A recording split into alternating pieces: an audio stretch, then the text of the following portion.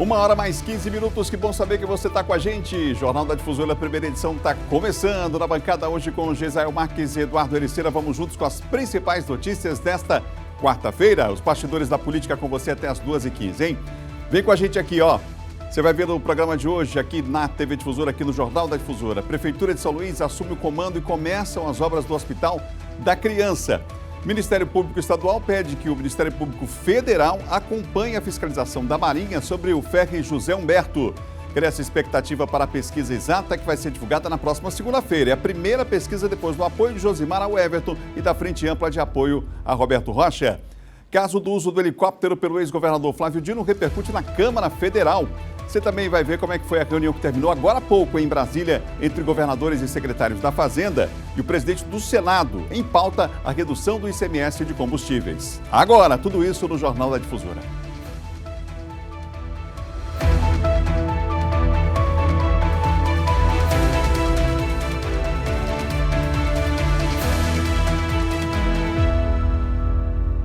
Que bom saber que você está com a gente, hein? Está começando o Jornal da Difusora do rádio e também na TV, a maior rede de comunicação do estado formada, e você é o nosso convidado especial. Bota na tela o WhatsApp, 98991968622, 98991968622 para você mandar a sua mensagem. A gente quer saber qual bairro que você está, qual é a cidade que você acompanha o nosso Jornal da Difusora. E olha que o nosso estado não é pequeno não, hein? 217 municípios unidos através da informação, e que bom saber que a gente tem um carinho da sua audiência, tá bom?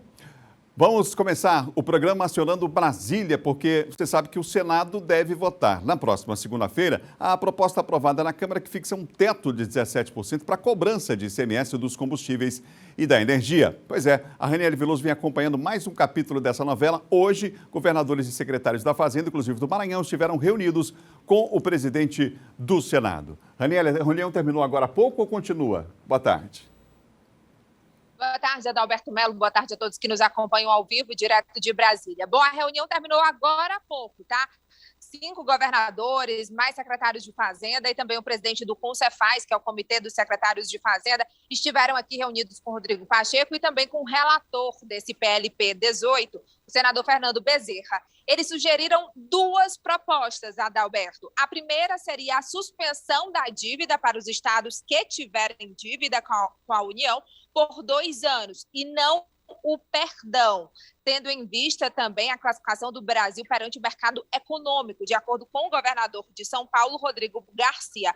A outra proposta seria o ressarcimento, a compensação daqueles que eles perderem de ICMS com os dividendos da Petrobras. Eu também conversei com o governador em exercício do Maranhão, Paulo Welten, que falou sobre as perdas para o Estado. De acordo com ele, nesse momento, o que há por parte, inclusive, do relator, são promessas. Não há nada concreto que esses acordos sejam cumpridos. Vamos escutar o que ele disse.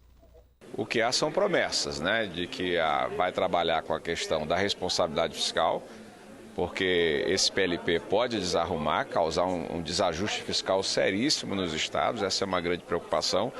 Criar uma forma de compensação e que tem que ser uma compensação ampla com a dívida que, por exemplo, o Maranhão não tem com a União, mas tem com bancos privados, né? E uma forma de modular isso também, né? Porque, afinal de contas, as leis orçamentárias já previram a receita, estavam contando com essa receita que vai ser agora reduzida e tem despesas fixas. É por isso, Adalberto, que os governadores eles querem a compensação daquilo que eles forem perder. Por exemplo, o Maranhão tem atualmente a alíquota do imposto estadual sobre os combustíveis na casa dos 30%. Reduzir para 17% significa prejudicar áreas essenciais como saúde e educação. E por isso eles insistem nesse fundo para compensar. Vamos escutar. O Maranhão, em particular, vai sofrer muito com isso e é algo que nos deixa com muita preocupação, né? Nós queremos aqui que o Senado, que é aqui a Casa da Federação, tenha essa preocupação e esse compromisso com o Estado. Bom, ele também calculou o total bilionário que o Estado pode ser prejudicado se, de fato, essa alíquota reduzir drasticamente. Vamos escutar. Nós temos aí de algo em torno de 4 bilhões, né, daquilo que é previsto e daquilo que já é realizado, né? Então é um impacto que ele é significativo, que pode, sem dúvida nenhuma, desarrumar as contas do Estado e, sobretudo, em setores importantes, como é o caso da educação, da saúde, cujas receitas são vinculadas, né? Isso a gente tem que também ter uma preocupação especial. Mas eu saio daqui com a esperança, né, de que o senador Fernando Bezerra ele vai estar sensível a essa preocupação. O presidente Rodrigo Pacheco também tem se revelado assim, um articulador político importante para os estados, e a esperança é que o Senado da República tenha a sensibilidade de não permitir, né, que um projeto desse desarrume financeiramente os estados. Olha, há uma expectativa, Adalberto, para que o relator Fernando Bezerra apresente um texto hoje à tarde, mas não há ainda confirmação sobre isso, se isso vai acontecer. O fato é que os estados estão argumentando. Nós já tínhamos uma programação para o orçamento desse ano e esse corte repentino no meio do ano pode afetar todo esse planejamento. É o caso do Maranhão, inclusive de outros estados, e muitos governadores que eu ouvi aqui nos bastidores estão insatisfeitos com a proposta. Volto com vocês. Obrigado, Raniele, pelas informações, obrigado pelo trabalho aí em Brasília. Tá aí a Raniele, portanto, trazendo informações, né, entrevistas exclusivas, inclusive aqui para o nosso Jornal da Difusora em sua primeira edição. Vou aproveitar para ouvir o Geisael e o Eduardo Ericeira sobre isso também, porque o tema divide opiniões. E o fato é que na semana que vem, na segunda-feira, há essa previsão aí de votação no Senado em relação ao ICMS de energia e combustíveis também. Começar com o Eduardo Ericeira. Boa tarde, Eduardo. Pois é, Adalberto. Boa tarde a você, boa tarde ao Geisael, a todos que nos acompanham no rádio e na TV. Obrigado aí pelo carinho da audiência.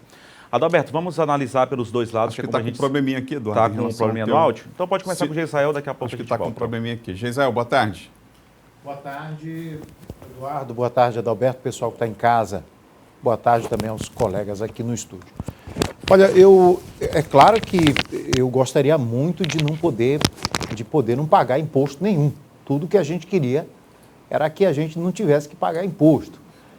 E se a gente paga imposto, o que a gente quer ver é o retorno do que a gente paga, prestado através de serviços públicos, não é verdade? Então, eu queria chamar a atenção para os senhores dos senhores o seguinte. Na teoria, parece tudo muito lindo, muito bonitinho. Mas vamos lá, vamos para a prática. Teve um senador que fez um cálculo, viu, Adalberto? É o senador Jean Paul. Eu vou trazer aqui, eu sei que é um assunto que a gente gastaria aqui horas se fosse falando dos diversos aspectos, mas eu quero chamar a atenção para um. Ó. O vereador Jean Paul, ele é lá do Rio Grande do Norte, ele apresentou números no Senado, onde, segundo ele, zerando o ICMS, o valor do diesel na bomba cairia R$1. Bora fazer conta junto comigo? Vamos lá. Se zerasse o ICMS, cairia na bomba o valor do diesel R$1. Ou seja, quem está pagando hoje R$7 o litro do diesel, passaria a pagar R$6. Está acompanhando comigo o cálculo? Vamos lá. Ok. O que isso acarretaria? A queda na arrecadação. Ok, os estados deixariam de arrecadar dinheiro e é dos impostos que a gente paga que são financiados serviços públicos. Educação, saúde e etc. Ok. Em poucos meses, o valor do diesel a R$6 hoje, zerando o ICMS, em poucos meses, se não em poucas semanas, voltaria para o mesmo patamar de R$7. Conseguiu compreender? E a gente continuaria com o prejuízo o quê? Da falta de arrecadação, porque foi zerado o ICMS. Conseguiu compreender o raciocínio comigo? Ou seja, a gente não resolveria o problema do preço do combustível, porque o problema não está aí. Por mais que eu acho que a carga tributária é alta, o problema que a gente enfrenta hoje dos combustíveis não é o fato de a gente pagar imposto sobre o litro, é a forma como a Petrobras precifica o combustível, baseado no preço do petróleo internacional. Então, assim, ó, beleza, vai, zero o ICMS, zera, tira R$1 do valor do diesel. Estou usando aqui o exemplo do senador lá no Senado. Tirou R$1. Daqui a 4 semanas, 5 semanas, volta de novo por mesmo R$7. E a gente vai estar sem arrecadação. Vai prejudicar os serviços públicos, porque zerou o ICMS e não resolve o problema da alta dos combustíveis. Deu para entender? Eu tentei ser aqui o mais didático possível. 1h mais 25 minutos, 1h25. Agora sim, acho que eu posso acionar aqui o nosso Eduardo Ericeira para falar sobre o assunto também. Eduardo. Pois é, Adalberto. Uma boa tarde a você, boa tarde ao Geisael, a todos que nos acompanham no rádio e na TV. Obrigado aí pelo carinho da audiência. O Geisel já colocou muito bem aqui, e como a gente faz no Jornal da Difusora aqui, primeira edição, assim como toda a programação aqui da Difusora, a gente sempre analisa dos dois lados. Quando se fala em política ou qualquer outro assunto, eu vou tentar analisar pelos dois lados. É uma medida, de certa forma, boa, como o Geisel trouxe agora, momentaneamente? É uma medida boa, satisfatória, porque ninguém mais aguenta pagar R$7, até mais de R$7, tanto no preço da gasolina quanto no preço do diesel. Só que a gente sabe que isso aí é um valor, como o Geisel já explicou aqui, didaticamente, inclusive, que ele fica nivelando em relação à questão do barril do petróleo, porque ele aí ligado à questão da alta do combustível. Aqui no Brasil, ele é ligado a essa alta e baixa do barril do petróleo, que não está tendo baixa, claro, impulsionado ainda pela guerra que está tendo na Ucrânia, impulsionado por uma série de outros fatores, está tendo essa alta no barril do petróleo que acaba aí, esse valor internacionalizado, ele acaba refletindo aqui no país, no Brasil, no caso, por conta dessa política econômica que foi adotada aqui para o país. É uma questão de uma medida positiva, agora no momento é bastante positivo. Mas tem que analisar futuramente, verificar futuramente. E outra pergunta, outro questionamento que eu faço, por que só agora? Veja bem, há quanto tempo que o combustível está caro? Há quanto tempo eu faço essa pergunta para você? Há quanto tempo você está pagando mais de R$6? Há cerca de 5 anos atrás, mais ou menos, o combustível era pouco mais de R$4. E há anos atrás, bem anos atrás, era bem menos o valor. Então a gente está percebendo uma alta agora, nesses últimos anos, e principalmente agora nesses últimos 2, 3 anos. Por que está tendo essa alta? Por conta aí dessa política econômica. Então tem que se analisar o porquê desses últimos... Por que essa medida não foi tomada antes, já que a gente já está pagando tão caro aí, tanto no preço da gasolina quanto no preço do diesel. Então assim, as pessoas têm que entender o seguinte, soa, não estou confirmando isso, mas soa como uma medida eleitoreira, não é isso? Por quê? Porque a gente está vivendo num ano de eleição. E só agora reduzir a questão do ICMS, vamos analisar também pelo lado dos estados. A gente analisou pela questão do governo federal. Pelo lado dos estados, gente, qualquer pessoa, estados, municípios, estados, cidades, precisam de arrecadação para poder bancar serviços públicos, para poder investir em serviços públicos. Ah, Eduardo, mas a gente percebe que a saúde não vai legal, que a educação não vai legal, que a mobilidade urbana não vai legal, o meio ambiente, os serviços públicos essenciais. Aí eu não falo só Maranhão, falo no país inteiro. Aí cabe aos órgãos de fiscalização, caso esse dinheiro não esteja sendo aplicado da forma correta, Tribunal de Contas do Estado,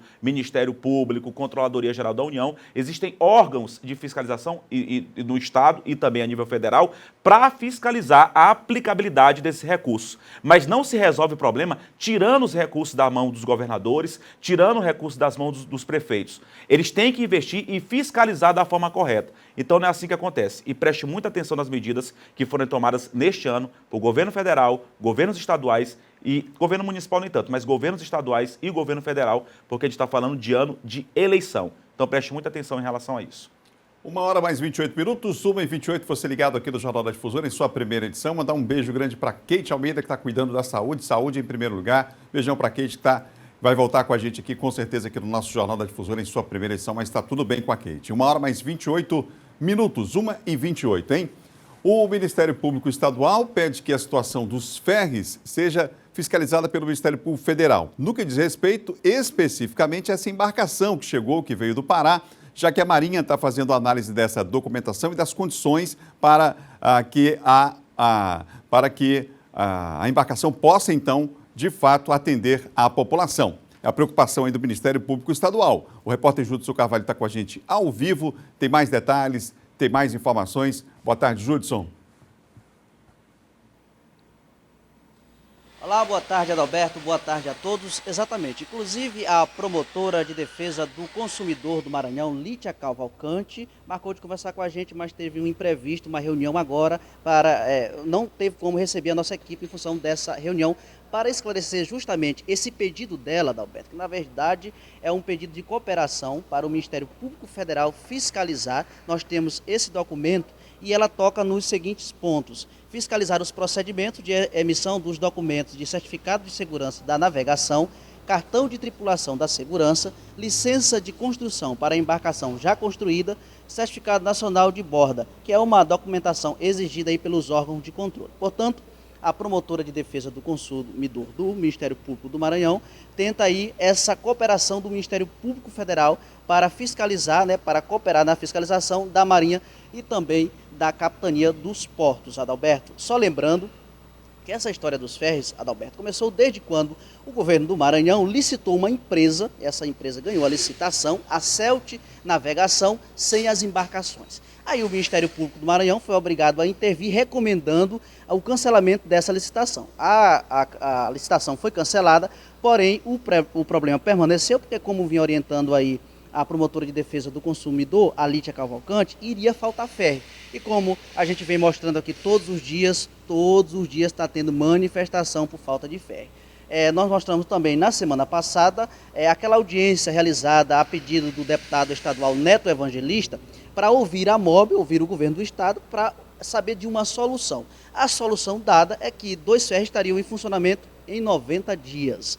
Essa foi a única solução apresentada, mas até o momento, Adalberto, o governo do estado não conseguiu resolver essa problemática. E aí aconteceu mais essa situação, que é a do ferry, a embarcação José Humberto, que o governo do estado anunciou como nova, mas como nós mostramos aqui em nossas reportagens, inclusive ouvindo o próprio Ministério Público, a embarcação tem mais de 35 anos. E por isso passa por essa inspeção, inclusive a Marinha a gente já mostrou aqui, a Marinha já foi até o local, fez a inspeção e aguarda aí esse laudo para conseguir que ela possa navegar e assim diminuir esse problema causado, aí esse caos, na verdade, no sistema de ferryboat do Maranhão. Só lembrando, esse sistema, Adalberto, ele é usado por moradores, pela população de mais de 43 municípios da região da Baixada Maranhense. E aí há muito tempo está essa situação de falta de ferry. Ontem, inclusive, à noite, eu apurei que teve manifestação também, porque os caminhoneiros queriam embarcar e, infelizmente, mais uma vez, não havia ferry disponível.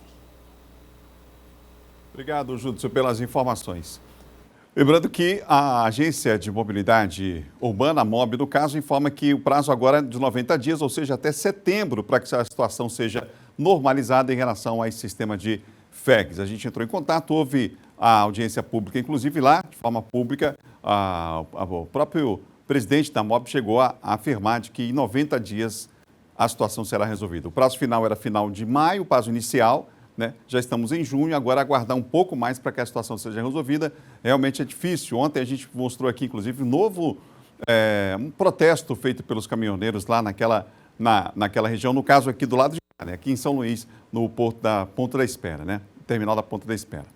1h mais 33 minutos, 1h33. Só falar rapidamente sobre essa questão aí que o Júdio trouxe. Só rapidamente, eu acho que o Ministério Público aqui do Estado do Maranhão age corretamente, porque assim, a Marinha Brasileira, ela é um órgão federal, tem que ser fiscalizado também pelo Ministério Público Federal. E aí eu acho que o Ministério Público não está duvidando de fiscalização, não está duvidando da técnica que a Capitania dos Portos, que é o órgão de fiscalização, está tendo em relação a essa questão do ferryboat, o José Alberto. Mas eu acho que está correto dividir a responsabilidade. Sabe por quê? Porque por mais que se tenha essa vistoria técnica que a Capitania dos Portos que de fato tem que fazer para verificar se essa embarcação pode aí navegar pela Baía de São Marcos, se tem todas as condições apropriadas, tem que cuidar mesmo, porque o transporte de várias vidas é uma embarcação que vai entrar aí, inclusive para tentar minimizar esse colapso que se transformou esse transporte aquaviário. Protesto atrás de protesto, todos os dias, diariamente, pessoas querendo embarcar, principalmente aquelas pessoas que tentam viajar com veículos, não estão conseguindo e, de fato, tem que ter novas embarcações, tem que ter mais embarcações. Não o caso da José Humberto, porque, como a gente trouxe aqui, ela tem mais de 30 anos. Mas eu acho que o Ministério Público age corretamente. Ele tem que, de fato, verificar essa questão de fiscalização, se está, de fato, correta. Se a embarcação tem condição de navegar, de fato, na Baía de São Marcos. É uma embarcação nova, teve essa fiscalização por parte da Capitania dos Portos, mas o Ministério Público solicitou, o Ministério Público aqui do Maranhão, solicitou ao Ministério Público Federal, verifica de fato, conversa com a Capitania dos Portos, se de fato tem condição. Porque caso aconteça alguma coisa, que claro não é nossa torcida, repito, está transportando vidas, é um serviço necessário. Mas caso aconteça alguma coisa que a gente não torça, não é para dizer que o Ministério Público não foi lá investigar, não teve esse diálogo com aval aí no caso da Capitania dos Portos. Então a medida correta tem que ser de fato fiscalizado, como eu disse anteriormente, para saber se os serviços públicos estão sendo aplicados de forma aí a contento, com qualidade à população e principalmente nesse caso com segurança. 1h34 minutos, 1h34 no rádio, na TV, o nosso Jornal da Difusora em sua primeira edição. E olha, o uso do helicóptero aqui do estado pelo ex-governador do Maranhão repercutiu lá na Câmara Federal, foi isso mesmo, Gisele? Muito bem, o assunto foi levado ao plenário da Câmara em Brasília pelo deputado federal Edilásio Júnior, que comanda o PSD no Maranhão, que inclusive tem como pré-candidato ao governo do estado o ex-prefeito de São Luís, o Edivaldo Holanda Júnior, aliado de anos atrás, de algumas eleições, do governador Flávio Dino. A gente vai ver o vídeo um trecho da fala do deputado Edilásio lá em Brasília.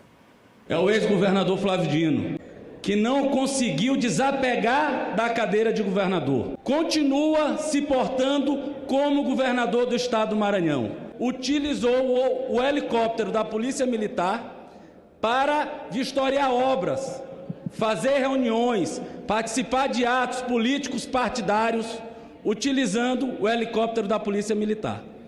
Logo ele, que outrora tanto criticou os seus adversários por uso de aeronaves, que criou uma secretaria de transparência para justamente fiscalizar o uso dessas aeronaves em outro governo. Pois olha, qual é a novidade nesse tema para a gente que está aqui no estado acompanhando já esse fato? Nenhuma. Então, qual é que é a diferença nesse instante em que os fatos foram levados à tribuna da Câmara Federal em Brasília? E vou aqui acrescentar que as outras coisas que estão em torno desse fato também foram ditas pelo deputado Edilásio, como, por exemplo, além de ter apontado o fato em si e a incoerência da ação, da prática com o discurso anterior do ex-governador, disse também que a Procuradoria Regional Eleitoral pediu a abertura de investigação para avaliar em que grau de ilegalidade o ato está, inclusive se isso pode atrapalhar de alguma forma até na eleição, na elegibilidade do ex-governador Flávio Dino, que é candidato ao Senado. Mas qual é a diferença agora e por que a gente traz esse fato mais uma vez aqui, já que não é um fato novo? É que a imagem do governador Flávio Dino em Brasília, do ex-governador e nacionalmente, é uma imagem que ela é uma imagem, de certa forma, boa, de um homem probo. E a partir do instante que o Edilásio leva esse assunto para a tribuna da Câmara Federal, que isso repercute, inclusive, nos meios, na TV da Câmara, no rádio e tal, isso acaba arranhando um pouco nacionalmente a imagem do ex-governador. E é isso que eu acho que tem, principalmente por ser um opositor, como ideia o deputado federal Edilásio ao levar esse assunto para a Câmara Federal. 1h mais 38. Eduardo Ericeira, como é que está o estado de saúde do governador Carlos Brandão? Foi divulgado mais um boletim, como é que está essa situação? Havia um anúncio inicial de que ele voltaria ainda essa semana, não é o comando do governo? Pois é, Adalberto. Inclusive, o governador gravou um vídeo, a gente mostrou aqui, inclusive, no JD primeira edição, que ele estava se sentindo bem, mas foi emitido um novo boletim médico que ainda passa por recuperação. Esse novo boletim médico, Adalberto, emitido aí pelo hospital, ele cita, entre outras coisas, que ele está, segundo o boletim, nesse momento o paciente, no caso o governador licenciado Carlos Brandão, encontra-se em recuperação no pós-operatório com breve previsão de alta. Adalberto, eu quero chamar a atenção, a gente chamou já em outras situações aqui, o governador do estado do Maranhão, claro, licenciado por tratamento de saúde, o Carlos Brandão, e em outras situações, inclusive ontem houve um ruído, por conta da emissão desse boletim médico. Quando se emite o boletim médico, claro, eu li atentamente, imagino que a grande imprensa aqui do estado do Maranhão, jornalistas, enfim, até para divulgar, como eu disse, é uma autoridade pública, a autoridade mais importante que é o governador do estado, assim como o presidente é para o país, o prefeito é para uma cidade, pelo menos é para se ter a autoridade mais importante por ocupar esse cargo, essa cadeira. Então, assim, o que eu penso? Eu penso que como o governador Carlos Brandão ainda é governador, só que licenciado, o correto seria uma emissão de boletim médico até diário, até para não gerar esse tipo de ruído de comunicação. O que se gerou ontem com essa emissão desse novo boletim médico? Acabou se criando uma expectativa, e isso foi até desmentido pela Secretaria de Comunicação, e parecia até eu acho até que não foi má fé da imprensa maranhense, pela emissão, diante de um determinado tempo. O último boletim médico foi emitido há cerca de uma semana atrás. E agora se tem um novo boletim para falar que está em recuperação no pós-operatório, trazendo praticamente a mesma coisa. Então, para que se emite um novo boletim médico? para dizer que o governador está se recuperando bem, o governador licenciado Carlos Brandão, graças a Deus, que é o que todo mundo torce. Mas gera esse tipo de ruído justamente por essa nova emissão de um boletim médico. Então, o que isso gerou? Caso, não houve uma nova intervenção cirúrgica ou não?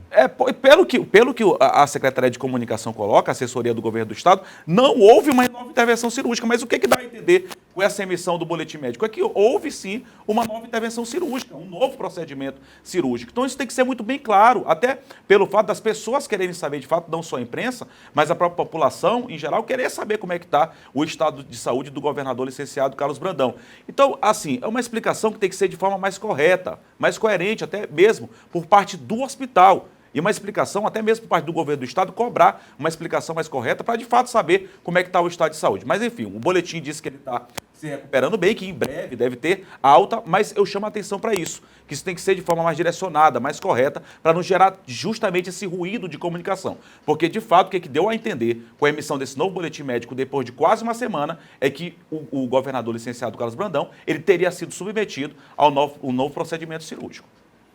Vamos acompanhar, torcendo aqui pela recuperação do governador do estado. 1h mais 41 minutos, 1h41. E olha só, gente, Fiat em São Luís é Fiat Revemar, hein? Uma concessionária completa com atendimento personalizado e excelência na prestação de serviços. A nossa oficina possui profissionais qualificados pela Fiat com peças e acessórios originais de altíssima qualidade. Agende um test drive e conheça toda a tecnologia, conforto e segurança que os nossos carros oferecem. Além das entradas facilitadas, parcelas reduzidas, tudo isso para você não perder a chance de ter um Fiat para chamar de seu. Acesse fiatrevemar.com.br ou ligue 3042-2072. Fiat Revemar. Venha nos visitar e vire a chave dos seus sonhos. Unidade Centro, na Avenida Kennedy 147, na Jordoa. Unidade Holandeses, na Avenida dos Holandeses, 22, bairro do Calhau, aqui em São Luís. Fiat Revemar. A gente vai agora para o intervalo e na volta tem as notícias do interior do estado, aquele giro em Caxias, Imperatriz também e os bastidores da política aqui, ainda hoje aqui no Jornal da Difusora com a nossa bancada. A gente volta já um instantinho só.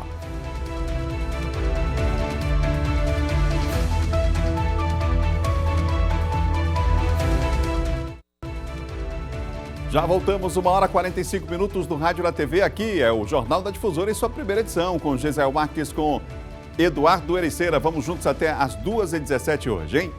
E olha só, você está procurando venda, aluguel, assistência para computadores e equipamentos para você ou para a sua empresa? Está na hora de conhecer a Zion Informática. Com uma grande variedade de produtos e assistência técnica especializada, na Zion Informática você encontra cartuchos originais e compatíveis, monitores, notebooks, impressoras e muito mais. Os preços, claro, cabem no seu bolso. É isso mesmo. Compre pelo site e receba em casa. Frete grátis, atenção, em grátis, você não paga nada, para toda a ilha. Toda a ilha com frete grátis. Venha conferir em zioinformatica.com.br ou ainda pelo WhatsApp, que é o 989-8428-4649. A Zion Informática fica na Rua 9, quadra 14, número 49, Quatraque 5. Zion Informática, a inovação da informática na sua cidade. Vamos fazer aquele giro pelo interior do estado nesse segundo bloco? A gente vai a Caxias, porque lá a Unidade de Vigilância de Zoonoses intensificou as ações de combate à dengue lá em Caxias. Preocupação em todo o estado, aí na região dos Cocais não é diferente, né, Zé Carlos? Boa tarde.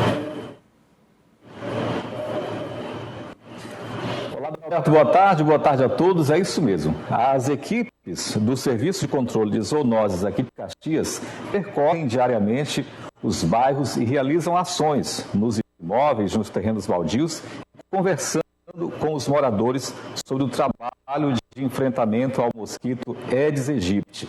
Até agora, já foram 23 casos notificados de dengue, 4 de zika e 4 de chikungunya apenas este ano. E nós conversamos com o coordenador da Unidade de Vigilância em Zoonoses de Caxias. Vamos ouvir. Os números são significativos, além daqueles casos que pessoas não vão na unidade básica de saúde registrar essa situação. Talvez nós tivéssemos um número maior do que esse que está sendo fornecido oficialmente.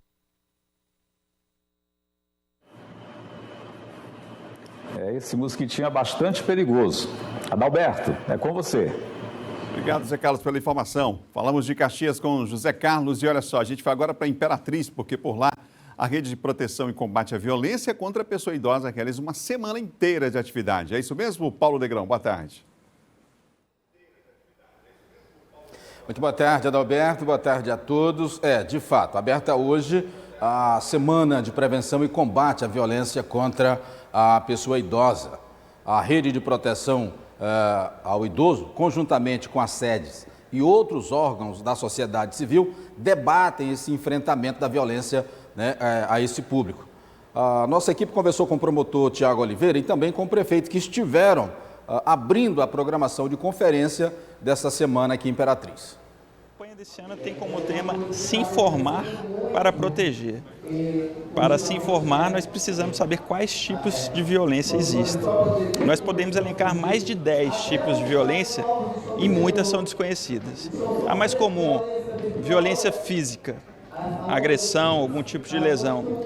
Aqui em Imperatriz, nós temos muita ocorrência da violência patrimonial, dilapidar os bens do idoso ou destinar a aposentadoria ou algum benefício da Previdência para fim próprio e não destinar ao idoso, a violência psicológica, humilhação, chantagem, enfim, qualquer tipo de ridicularização de um idoso. É sempre importante a gente reforçar a necessidade de proteger nossos idosos de todo e qualquer tipo de violência, seja violência psicológica, seja violência física. A gente sabe que isso é uma realidade, às vezes acontece nos nossos lares também, a gente não está percebendo que está cometendo uma violência contra o idoso, no momento em que a gente trata mal, no momento em que a gente não tem paciência, no momento em que a gente vê o idoso, o avô, ou mesmo o pai, ou a mãe, a avó, como uma pessoa que é para somente pagar com seus aposentos, com seu dinheiro da aposentadoria, aqueles gastos da cidade.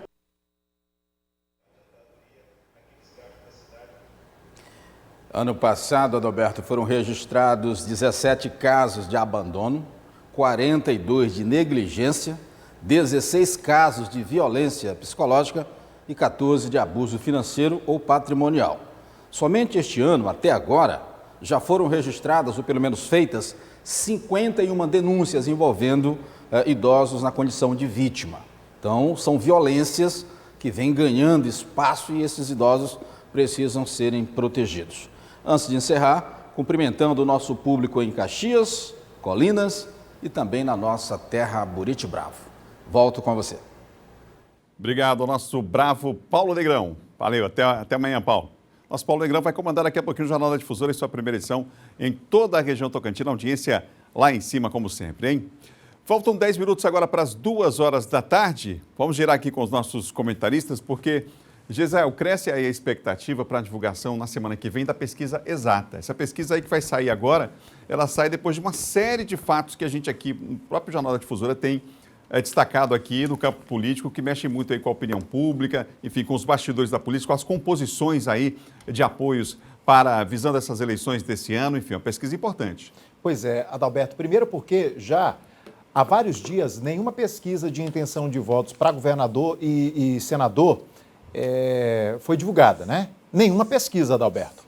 Inclusive, já há várias registradas. E a pergunta que se faz é por que não foram divulgadas? Enfim, por isso mesmo é que há uma expectativa muito grande em torno dessa pesquisa do Instituto Exata, que está prevista aí para ser divulgada na próxima segunda-feira, dia 13. E por que essa expectativa no meio político e na imprensa? Eu explico. As pesquisas, elas vinham todas mostrando um cenário praticamente inalterado, numa disputa entre o Everton e Brandão nas primeiras posições, sem uma grande diferença, sendo que, a depender do gosto do freguês, em algumas pesquisas o Brandão até aparecia na frente. Mas não havia fato novo que justificasse qualquer grande alteração de cenário. E esse é o ponto, inclusive, que você já tocou. Há agora vários fatos novos que terão o seu impacto aferido nessa pesquisa exata, que é o primeiro levantamento feito após esses fatos e também a primeira pesquisa após cerca de 60 dias do governo tampão de Carlos Brandão. Mas tudo bem, vamos lá. Que fatos são esses que poderão ter impacto na percepção do eleitor e, portanto, no resultado da pesquisa? Eu vou dizer aqui para vocês alguns. O apoio do deputado federal Josimar de Maranhãozinho, do PL, ao senador Everton Rocha, do PDT. É um dos fatos. Outro, a declaração de apoio da maioria dos partidos, formando uma frente ampla em torno do senador Roberto Rocha, do PTB. Aliás, Roberto Rocha nem tinha declarado ainda que era candidato ao Senado. Isso também pode ter um impacto na pesquisa. A ausência do governador Carlos Brandão, licenciado e afastado, também pode ter impacto. o desgaste de Flávio Dino, do PSB, por uso indevido do helicóptero do Estado. Além disso, nós temos aí as crises do governo nos últimos dias, como no serviço de ferryboat, mas nós temos também outro fato que pode impactar, que é a realização do São João pelo governo do Estado. Então, todos esses podem ter um impacto no resultado do levantamento. Ou não, mas nós saberemos. Então, só para que a gente cumpra aqui a legislação, vou dar os dados da pesquisa, tá? Que está registrada. 1.451 pessoas serão entrevistadas, de acordo com o registro, em todas as regiões do Maranhão. A pesquisa foi registrada ontem na Justiça Eleitoral, sob o número MA 04453/2022. 1h mais 54 minutos, 1h54. Vamos conferir agora o Municípios em Foco, a gente volta já.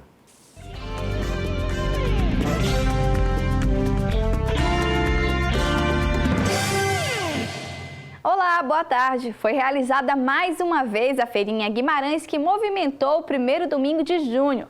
Quem foi ao local se divertiu com apresentações dos artistas da terra e com o bloco Amigos do Samba de Guajerutiwa, além de encontrar deliciosas refeições e também produtos como roupas, calçados, bijuterias, artesanato, plantas, produtos agrícolas e muito mais. A Feirinha Guimarães é um evento voltado para famílias e amigos, sendo assim as atividades esportivas não poderiam ficar de fora. O prefeito Oswaldo Gomes destaca que este evento, em toda a sua grandiosidade, é a concretização de um sonho para todos os vimarenses. Esse foi o destaque do Municípios em Foco. Até a próxima edição.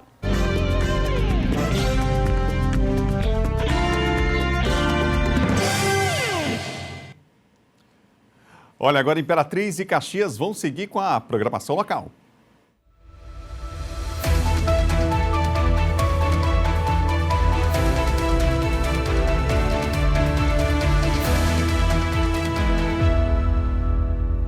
Continuamos em Imperatriz e Caxias, só que no rádio agora, né? E claro que na TV com todo o Maranhão inteiro de audiência.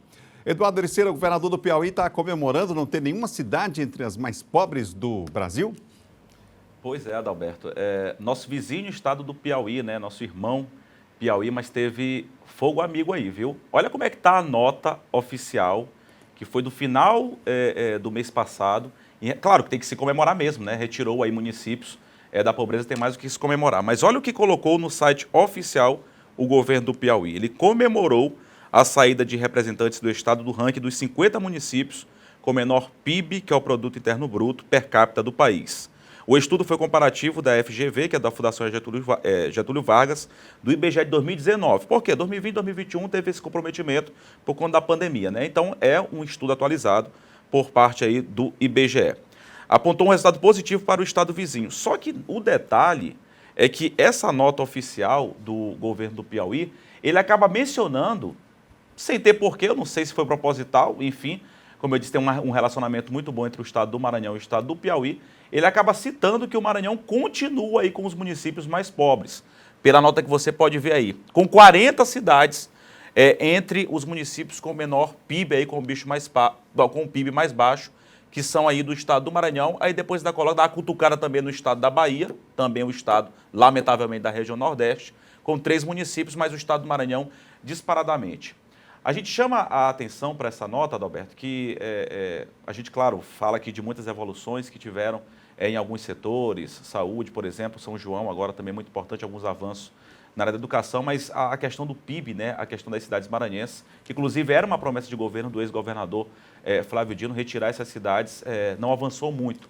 Essa questão aí do PIB aqui no estado do Maranhão, aí é o calcanhar de Aquiles do governo do estado. E chama a atenção também para essa nota oficial do governo do Piauí, que foi colocado oficialmente pelo próprio governo do estado, o Wellington Dias. Ele, assim como o ex-governador Flávio Dino, ele se ausentou do mandato, ele abdicou do mandato de governador para concorrer, assim como o governador Flávio Dino, com quem tem um ótimo relacionamento, ao Senado pelo estado do Piauí. E aí divulga uma nota como essa, aproveita para dar uma cutucada no governo do estado do Maranhão, mesmo o Wellington Dias, que hoje lá assumiu também a vice, assim como no estado do Maranhão, Carlos Brandão, que assumiu lá foi a Regina Souza, mas aí o governo do estado deu uma cutucada no estado do Maranhão, sendo que o ex-governador Wellington Dias é pré-candidato ao Senado Federal, assim como o Flávio Dino. Vai entender. Será que foi cutucada mesmo ou só complementaram ali a informação, já que às vezes a gente cita quem está em primeiro e quem está em último? não sei, avaliar também a intenção dos outros é um negócio...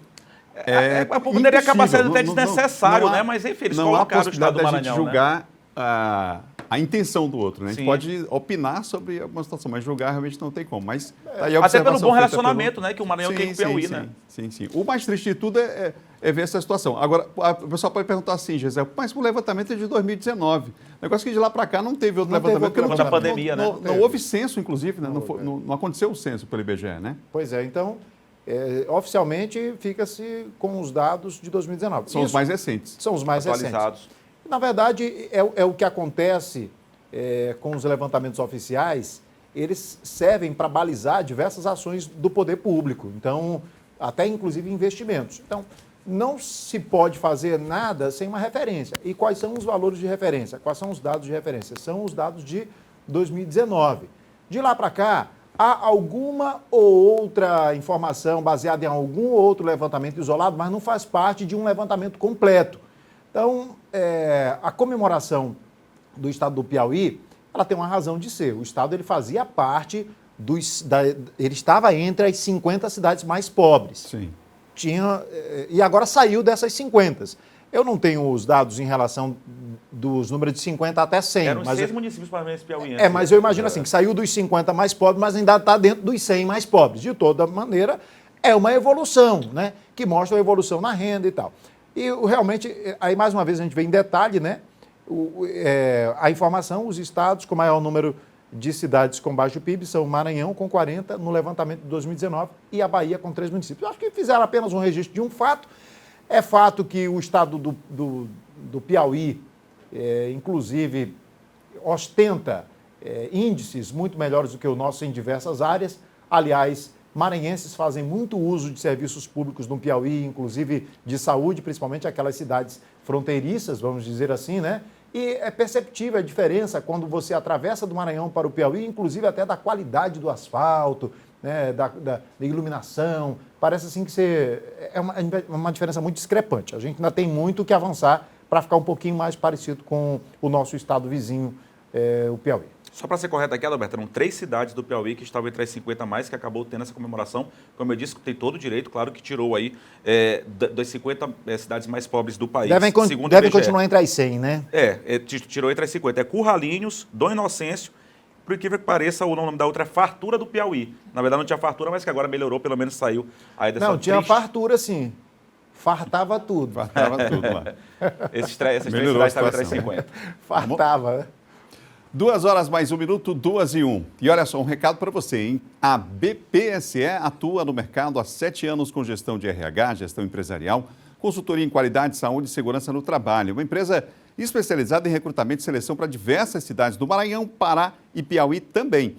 E está com vagas abertas, por exemplo, auxiliar de estoque PSE, técnico de informática, design de sobrancelhas, eletricista. Tem também vaga lá para auxiliar financeiro, assistente financeiro, gerente financeiro, vendedor externo, também atendimento publicitário, consultor de segurança pessoal bilíngue, consultor de vendas externas, gerente de vendas, almoxerife, vendedor externo em Estreito, Porto Franco e também na cidade de Bacabal. E aí você fica perguntando, mas eu quero saber mais, como é que eu faço? Quero me cadastrar também. O que você faz? Sua empresa, enfim.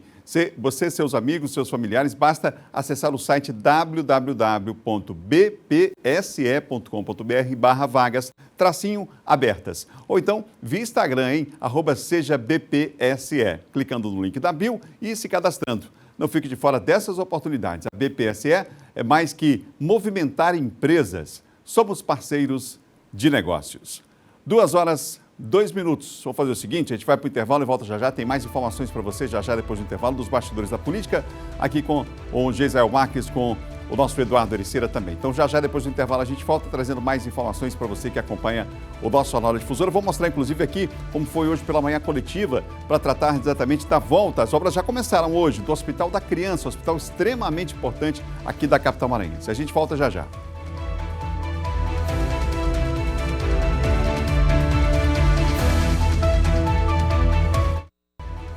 Vamos lá, 2 horas mais 6 minutos, último bloco aqui do Jornal da Difusora, essa é a primeira edição. Vem com a gente aqui até as 2h17, muita informação dos bastidores da política, dos corredores do poder, com os nossos comentaristas hoje na bancada, Geisel Marques e o nosso Eduardo Ericeira também. Recadinho para você, em atenção, hein? Você sabe que já foi dada a largada, né, do nosso São João das Tradições. O primeiro sábado já foi, mas ainda temos todo o mês de junho com outros encontros com certeza, hein? Dia 11, próximo final de semana, dia 18, 25 de junho também, a partir das 19h20, 7h20 da noite, aqui na telinha da sua TV Difusora. E também com programação especial na Rádio Difusora FM, hein? Celebração, cultura, música, melhores comidas típicas e, olha, é claro, a cobertura do São João em todo o estado. Então você já sabe, né? Fica ligadinho na nossa programação. A maior transmissão do São João do Maranhão é na Difusora, hein? O oferecimento Topa Tudo Bom Aviso Usados. Você topa ou não topa comprar barato? Uninasal no São João, essa tradição não para. Biocontrol Saúde Ambiental não é sobre a detetização, é sobre saúde. Grupo Saga, Casa de Amigos. Golden Shop Calhau, é fácil ser feliz aqui. Equatorial Energia, o futuro é melhor com a energia da nossa cultura. Max, o São João nos conecta. PMZ, pensou em peças e pneus? É na PMZ, não fique sem. Na PMZ tem. Sabrina Festas, entre e faça a sua. E olha só, quem disse que nossos encontros serão só nos sábados, hein? Vem comemorar com a gente, vem comemorar o São João, porque a partir do dia 22 de junho, atenção, hein? 22 de junho, o Golden Shop Calhau, com co-realização do Sistema Difusora, vai promover o Arraial Golden Shop Calhau Difusora, hein? Serão 9 dias de muita música, ritmos, cores e a culinária típica que faz o coração do maranhense bater mais forte, não é não? Então anota aí, anota aí na sua agenda, porque você vai curtir com a gente esse Arraial que já é sucesso. Arraial Golden Shop Calhau Difusora. Aguarde então mais detalhes, mais informações com a gente aqui, tá bom? Vai se preparando aí. 2 horas mais 8 minutos, 2h08, você ligado aqui na TV Difusora. E olha só, a gente acompanhou hoje pela manhã uma entrevista coletiva que tratou exatamente da entrega do início das obras do Hospital da Criança aqui na capital maranhense. A gente mostrou uma reportagem já falando sobre esse assunto, mas a gente tem mais detalhes então sobre o Hospital da Criança. As obras começaram hoje. Quais são os próximos prazos? Quando que de fato o hospital vai funcionar as pessoas vão ter acesso a todos os serviços do hospital na sua totalidade? Vamos conferir na reportagem do Judson. Nos últimos dias, a falta de leitos no Hospital Municipal Odorico Amaral de Matos, o Hospital da Criança, se agravou. Internada há quase um mês, Jasmia Manoeli é uma das crianças que batalha para conseguir sobreviver, enquanto espera por um leito de UTI dentro da unidade hospitalar. A demora aumenta ainda mais a dor da família. Sou da cidade de Pedro do Rosário e estou aqui desde o dia 26 de maio. A minha filha chegou com uma suspeita de pneumonia. Essa suspeita, a gente passou por duas cidades vizinhas, confirmou a suspeita. Chegamos aqui, a mesma coisa. A minha filha, assim que chegou, ela foi entubada, porque estava muito cansada. E daí, a minha filha contraiu uma bactéria aqui no hospital.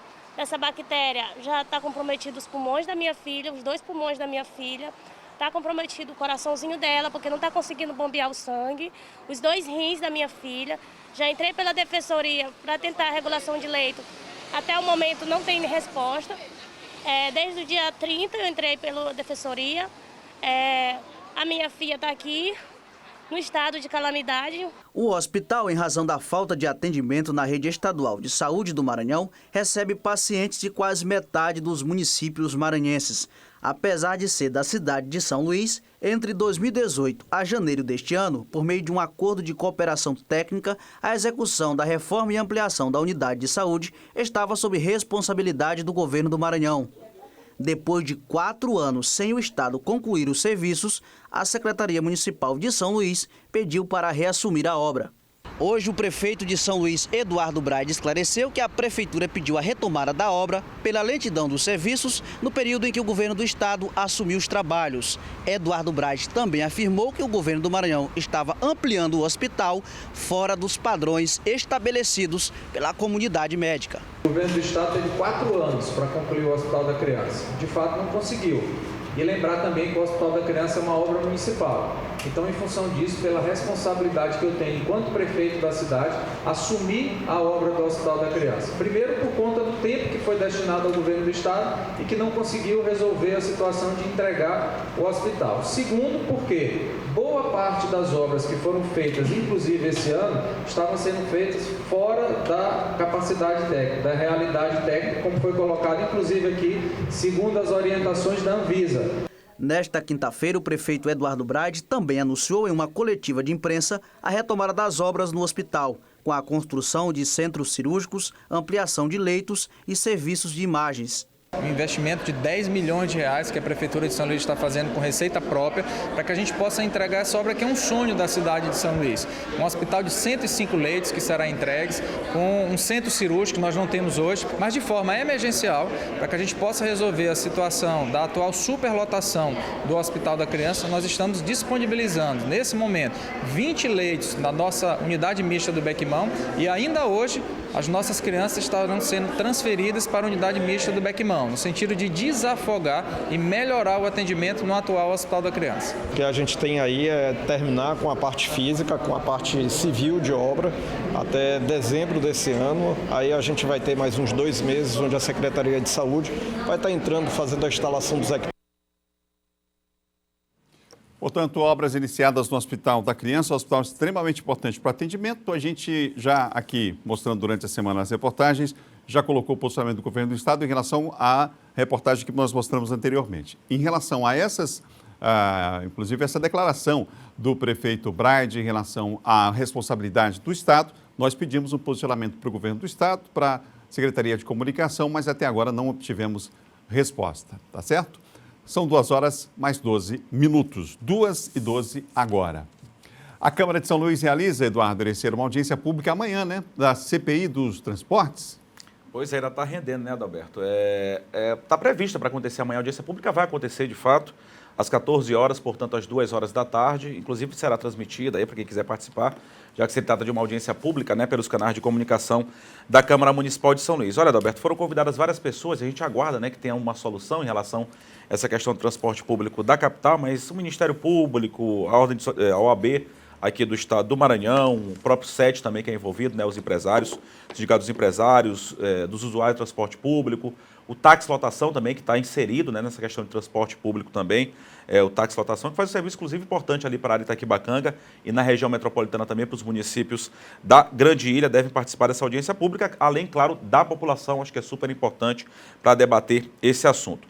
Segundo aqui a fala do vereador Otávio Sueiro, né, que é secretário dessa CPI, que foi instalada na Câmara Municipal de São Luís, ele disse que conta que a audiência pública preste um serviço aí essencial à população, claro, com a sociedade civil organizada e as entidades representativas visando ouvir os anseios da população. A gente sabe, Adalberto, mostra aqui diariamente uma dificuldade muito grande, uma reclamação ainda muito grande em relação a essa questão do transporte público. A gente falava agora há pouco sobre essa questão de fiscalização, né, essa questão de prestação de serviços essenciais e o transporte público está justamente inserido. A gente vem criticando aqui quase que diariamente, quando a CPI foi instalada, a gente criticava muito, são problemas que ainda continuam e de fato a gente torce para que essa CPI, a gente já colocou em outras situações que a CPI às vezes ela não cumpre o papel de fato, como é para acontecer, como foi com os combustíveis, como se de repente no ferryboat foi instalada, que cumpre o papel e que melhore o serviço, pensando na população. Isso que é o principal, que a CPI seja instalada e pense melhor essa situação do serviço público à população. Vamos aguardar. Nosso tempo já está caminhando para o final aqui, mas dá tempo de falar da pesquisa que está mostrando aí,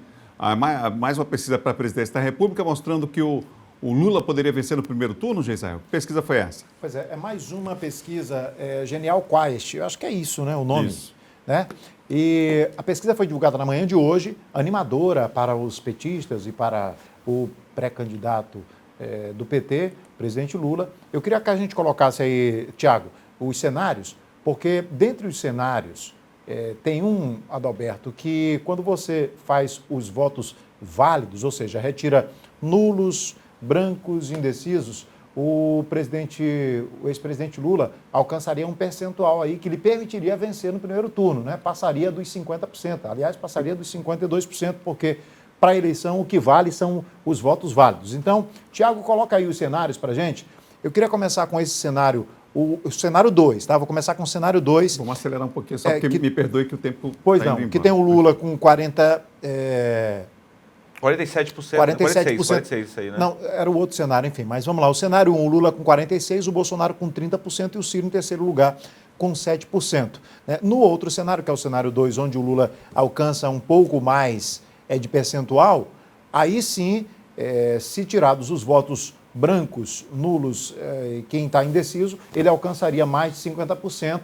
E o interessante é de analisar que nessa mesma pesquisa, no último dia 29 de abril, foi a última vez em que o Bolsonaro apareceu com 36%, a melhor posição dele. De lá para cá, se colocar a evolução aí, Tiago, a gente vê que depois do dia 29, quando o Bolsonaro tinha 36% e o Lula 41%, o Lula foi só subindo. Ó. Então, esses últimos pontinhos aí, os últimos 4 pontinhos, né, na parte vermelha, nesse traço de cima, é a subida do Lula. E na parte de baixo aí é o Bolsonaro que permanecia com 35% até a última pesquisa contra 43% do Lula. Agora o Lula deu uma avançada, o Bolsonaro caiu um pouquinho.